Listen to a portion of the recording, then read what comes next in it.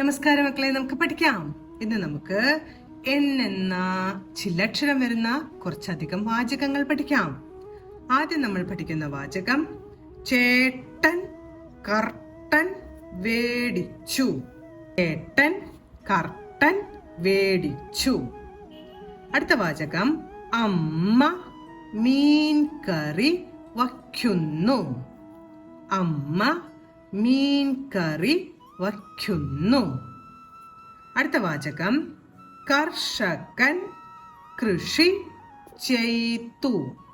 കർഷകൻ കൃഷി ചെയ്തു.